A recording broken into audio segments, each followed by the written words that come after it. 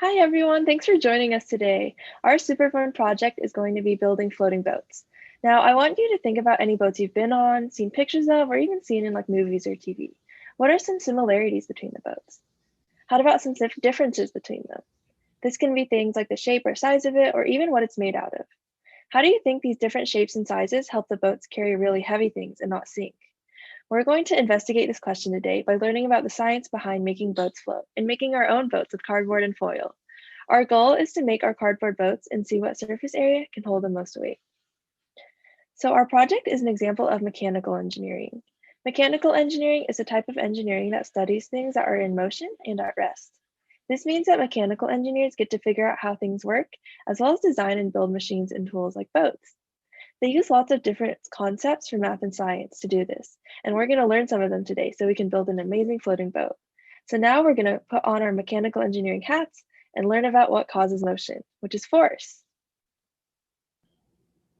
Hey guys, you guys may have learned about Newton's law of motions in class, which tells us about when an object will be in motion or at rest. The first law of motion tells us that an object is at rest, it will stay at rest unless it's acted on by a force. If your boat is sitting at rest on the surface of the water, it won't sink unless it's disturbed by some kind of force. But what is force? The second law tells us that force is equal to the mass times acceleration. If we increase the mass of the boat by adding pennies to it, that will increase the force trying to push on the boat down and make it sink. The third law tells us that in every action, there's an equal and opposite reaction. If you think about pushing a really heavy object, sometimes it doesn't move. But if pushing because it is pushing back on you with an equal force to cancel out the force you are applying. The forces that will be acting on our boat are gravity and buoyancy forces.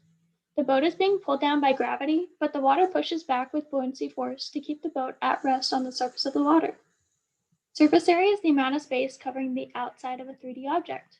If you think about jumping into a pool, it doesn't hurt that much when you dive or do a cannonball. But if you do a belly flop, you increase your surface area and it hurts when you jump in. That's because you're spreading out and you're creating a bigger surface, and there's more force acting on you when you hit the water and you increase your surface area, causing a bigger force. Center of mass is the location of an object when the distribution of the weight is equal in all directions. Thinking back to the pool, when you want to float, you stretch out as much as possible to spread out your weight across the surface of the water. But when you curl up into a ball, you instantly sink. The same concept is true when you're adding weight to your boat, so think about that while you're testing it.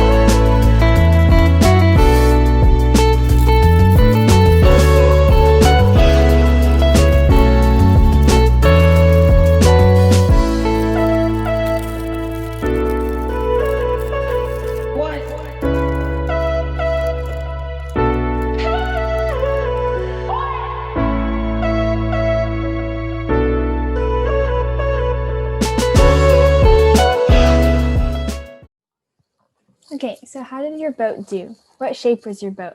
In general, boats with a large flat bottom will be able to hold more weight. This is because the larger surface area will help to distribute the weight and center of mass. Like we mentioned before, when a boat floats, it pushes aside or displaces water to make room for itself. The water reacts by pushing back on the boat. The more water a boat displaces, the more force there will be pushing back on the boat, and this force supports the boat. Boats that displace a lot of water can usually carry a heavier load than boats that displace only a little water. Knowing this now, would you change the shape of your boat? It may be easiest to create a round or square-shaped boat. It will also be helpful to avoid long and skinny boats and instead make your boat wide and large.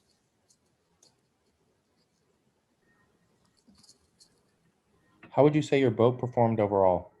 Were there any moments when you noticed your boat could have been improved? As an engineer, these will be some of the questions you are asked. For example, many of you may notice the more weight that you added to your boat, the harder it was for your boat to stay afloat.